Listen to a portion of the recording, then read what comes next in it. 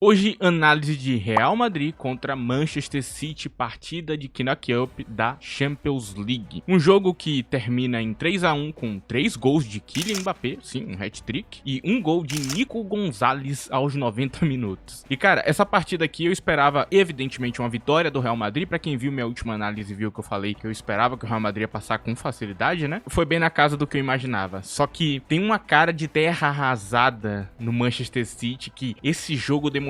Eu sinto que foi a última pedrada que faltava pra derrubar esse time, e eu vou falar sobre esse sentimento durante o vídeo. Vou abordar a parte tática, as mudanças que a gente viu dos dois lados, vou fazer tudo isso no vídeo de hoje, e é claro que eu vou falar do craque Kylian Mbappé. Pra quem caiu aqui de paraquedas e não me conhece, eu sou o Corvo, apresentador desse canal, seja muito bem-vindo ao Plano Blues. Cara, essa aqui é uma partida que tem padrões excelentes dentro dos dois lados. Tem uma coisa muito interessante que rolou nesse jogo do Real Madrid, que eu vou falar um pouquinho mais pra frente, e dentro do Manchester City, a gente vê que Guardiola, ele deu pra trás. Ele deu pra trás nesse jogo. O que que significa Guardiola dar pra trás no jogo? Ele abriu mão da ideia dele. Ele simplesmente jogou ela fora. Quando eu digo isso, eu digo que ele hoje não aplicou uma linha de 3, por exemplo. Ele hoje não aplicou um padrão super ofensivo com linha alta. A gente vê os jogadores batendo bem mais baixo. Ele hoje desistiu da ideia dele de ser o protagonista em campo. O que não é normal. O Manchester City é o time do protagonismo. É o time que perde sendo o protagonista. Perde dando 20 ataques. Não foi nesse jogo. E depois do 4-0 contra o Newcastle, que eu vi muita gente hypando o City,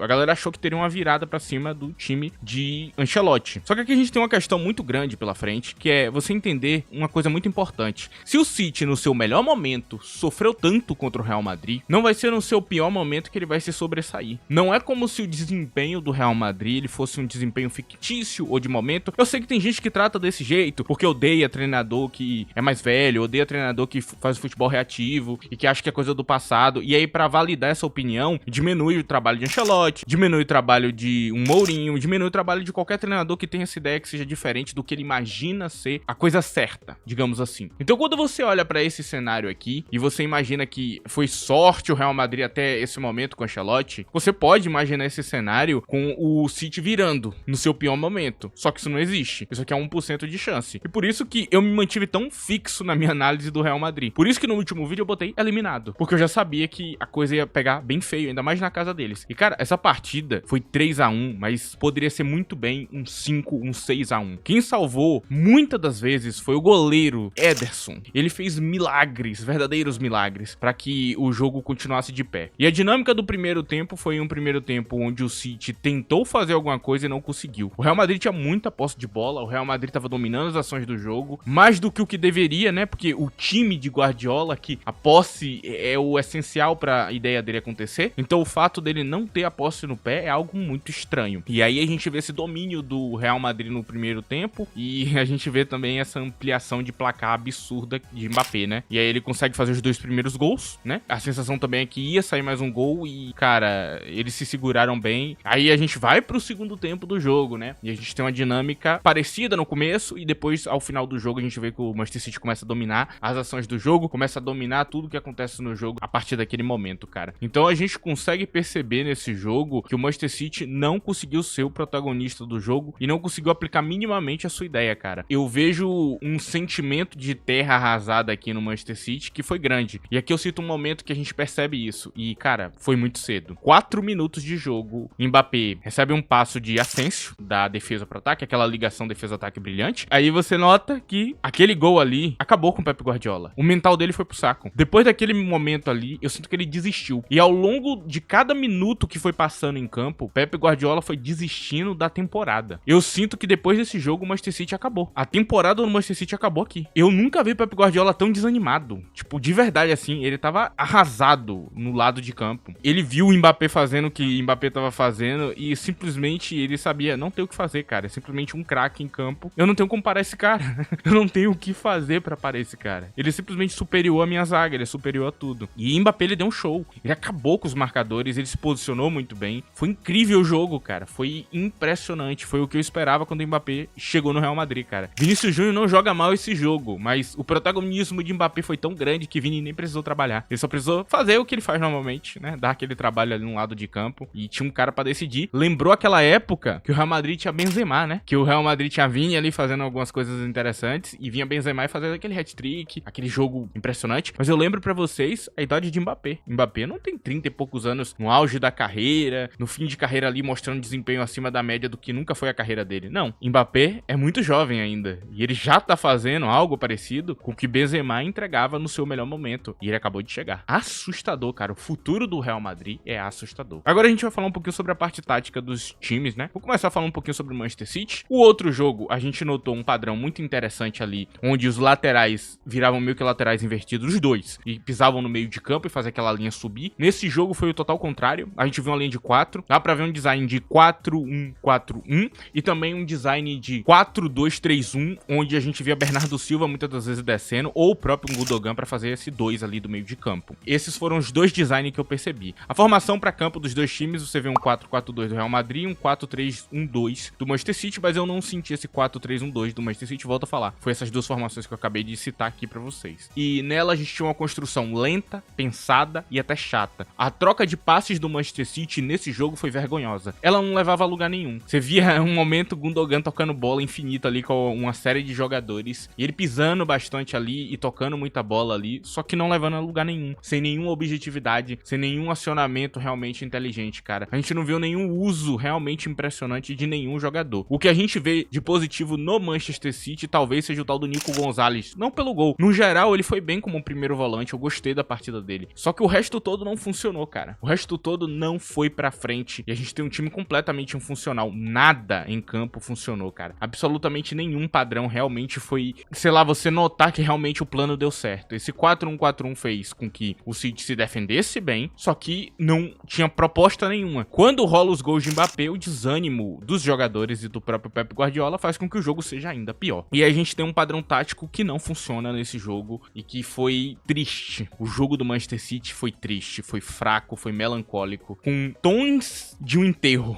da morte desse time. Eu acho que eles deviam estar vestidos de preto e não de roxo, né? Eu acho que era a cor do uniforme do City, bem feia, inclusive. Que uniforme feio, velho. O tom do velório do Manchester City foi isso aqui. Cara, eu tô sendo dramático mesmo, mas porque foi feio. Pra quem sabe o que é o Manchester City, isso aqui foi patético, cara. Patético. Assim, um negócio que não dá pra explicar. E sim, eu tô pegando bem pesado, mas não é à toa. Não é à toa. O único padrão tático que eu cito aqui, que eu vi algo positivo, foi nas bolas paradas. Todas as bolas paradas eu achei interessante. E aí a gente viu algum perigo. Sinceramente, isso aqui não é o Arsenal pra a grande coisa ser a bola parada. E sim, eu tô farpando o Arsenal mesmo. Desculpa.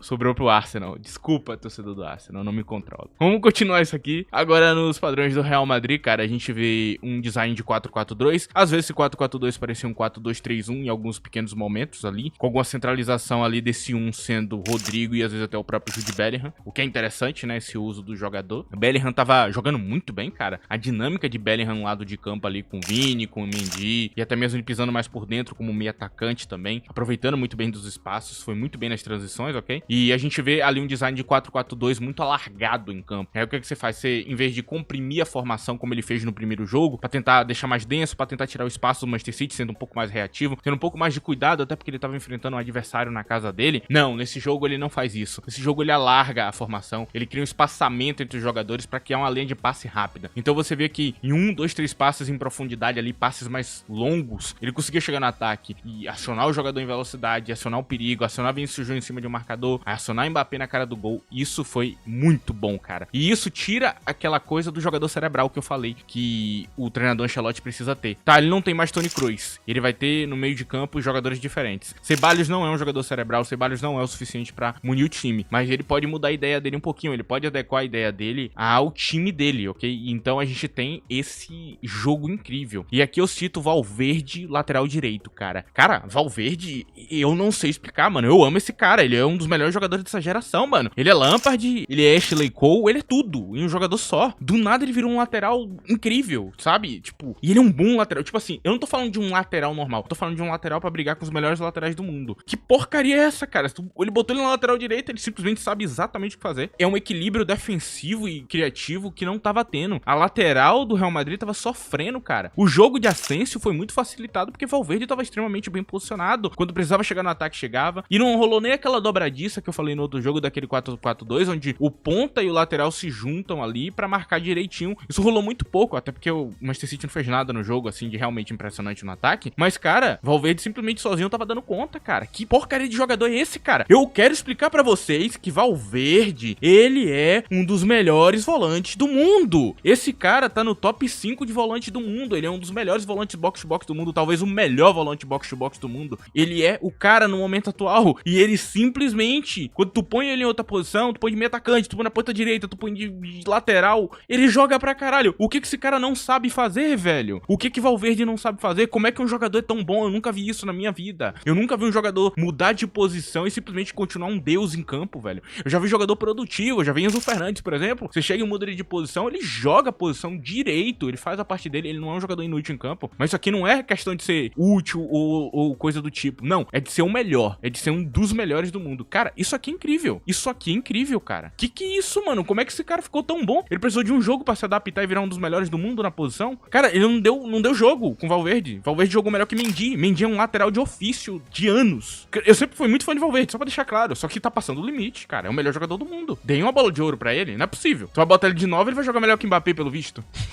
Eu não tô brincando, não. O hype tá ficando grande com esse jogador, cara. Cara, eu perdi o limite aqui com o Valverde, cara. Eu tinha que falar, velho. Enfim, cara. E esse foi o plano aí do Real Madrid. Deu muito certo. As bolas em profundidades. Esse alargamento pra criar a linha de passe aí, né, dentro do Manchester City. Chegar na cara do gol com velocidade. Deu super certo. A gente viu várias chances ali muito perigosas que foram paradas por Ederson. Ou foi gol. Jogo maravilhoso, cara. Caraca, que jogaço do Real Madrid, velho. Dominou do primeiro ao último minuto. Sem nenhuma dificuldade, cara. E aí a gente agora vai falar sobre os jogadores que jogaram mal e jogaram bem. Mas antes disso, eu vou pedir pra você, por favor, deixa o like no vídeo, cara. Tem opção de hype aí também na aba de comentários. Você faz esse vídeo pra frente aí. Opção nova que surgiu. E, mano, ajuda bastante o canal. Outra coisa que você pode fazer é me seguir no Twitter, cara. @ddco. Se você quiser meus comentários diariamente lá. O jogo tava rolando, por exemplo. Eu tava lá comentando que tava rolando o jogo. Então, se quiser ter um contato maior, me segue aí, vai estar na tela. Enfim, cara. Aqui a gente vai falar sobre os jogadores e eu vou começar pelo Manchester City. Eu vou falar primeiro de Gvardiol, jogando mal, né? Os jogadores jogaram mal aqui. E, cara, Gvardiol ficou no bolso de Mbappé, cara. Foi um vexame incrível. E aí a gente tem Ake também, que sofreu. O Rúben Dias. Toda a zaga do Manchester City sofreu, cara. O jogo inteiro. O único que eu tiro aqui é o tal do Kusanov. Porque, tirando as proporções que ele acabou de chegar, ele foi bem até. Mas sofreu também. Sofreu também. Dificuldade enorme pra marcar, mas se deu bem até com o Vini, né? Impressionou, assim, nesse ponto. Outro que eu sinto que jogou mal, cara, é Gundogan, mano. Ele toca muito na bola, ele pega muito ela, mas ele não faz nada de produtivo. Cara, Gundogan tá sendo um jogador, assim, sem graça, que... Mano, pode voltar pra Alemanha, irmão. Já deu aqui, velho. É um jogador apagado em campo. Não gostei do jeito que o Savinho foi utilizado, ele foi bem mal no jogo. Eu sinto que o Savinho não fez nada em campo. Uma merda o jeito que utilizaram ele hoje, cara. Assim, bem ruinzinho, sabe? E aí, de que jogou bem dentro do Manchester City, eu falo de Nico Gonzalez e Ederson. E acabou por aqui. O resto só fez sua parte, né? Por exemplo, no gol, o Marmoush bateu uma excelente falta. A bola nem chegou nele, então eu não vou culpar. E essa é uma coisa que eu faço aqui muito, né? Quando a bola não chega no centroavante, eu não vou ficar falando dele, cara. Assim, se tu não tem vergonha na cara e tu não põe a bola no pé do seu 9, eu não posso cobrar do cara, né? E aqui, falando do Real Madrid, né? Vamos começar de quem jogou mal aqui. Eu vou cornetar Mendy de novo, cara. Eu não gostei da partida dele hoje também. Cara, Mendy precisa sair do Real Madrid, cara. Sinceramente, esse jogador já deu, velho. Vão atrás de um Afonso Davies, de um cara assim mais novo. Esse Mendy aí, velho, mano, ele já foi bom. Hoje em dia, pra mim, ele é só um cara cumprindo tabela aí no Real Madrid, cara. De resto, eu acho que todo mundo foi bem dentro das suas proporções e fizeram suas partes. Agora, quem jogou realmente bem em campo, eu cito aqui Valverde, que é incrível. Era pra ser só uma adaptação, era pra ser só um cara quebrando um galho. Não era pra ser o melhor do mundo, calma. Não precisa virar o melhor do mundo na posição. Acho que se deixar mais uns 5 jogos, ele vai se tornar, né? Rodrigo foi muito bem, cara. Caraca, Rodrigo foi adulto hoje. E aqui eu cito um padrão tático que eu não falei. Essa flutuação no ataque. Você vê Bellingham, Vinícius Júnior, Kylian Mbappé e Rodrigo flutuando entre eles ali no ataque,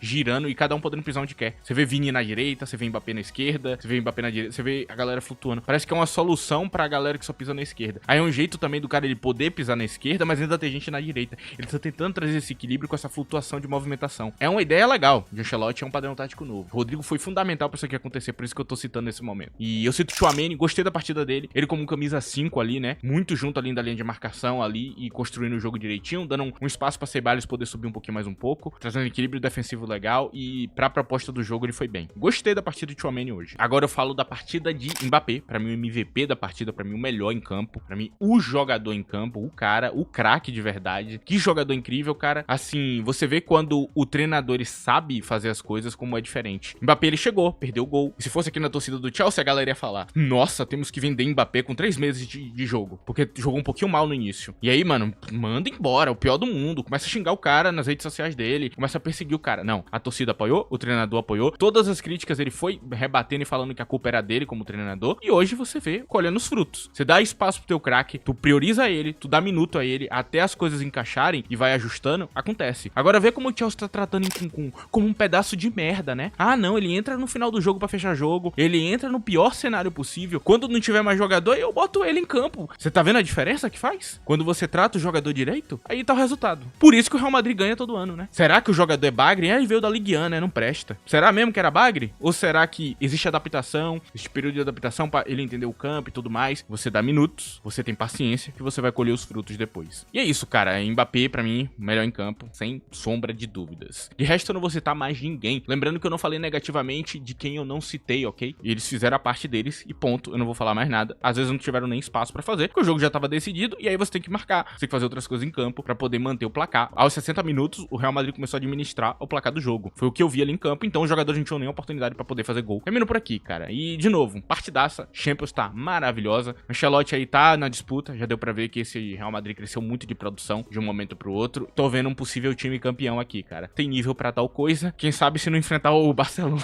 né? Porque parece que o Barcelona é o nêmesis dos caras, velho. Aí a coisa complica, né? Esse aí não pode enfrentar, não, mano. Tem que pedir pra alguém derrubar o Barcelona antes, cara. Enfim, cara. Vamos ver como é que vai ser, cara. Mas o Real Madrid tá subindo de produção aí. E a Champions tá a toda aí, mano. Só vários resultados aí fora do padrão. O PSV acaba de passar em cima da Juventus enquanto eu tô gravando isso aqui. Você tá vendo como o negócio tá competitivo, cara. Vamos ver aí o futuro. Tá maravilhoso. Enfim. Esse aqui é o vídeo de hoje. Espero que você tenha gostado. Agradeço a você que deixou o like. Agradeço a você que hypou o vídeo. E principalmente a você que me escutou até aqui e que ajuda esse canal a continuar. Muito obrigado, rapaziada. É isso. Tchau.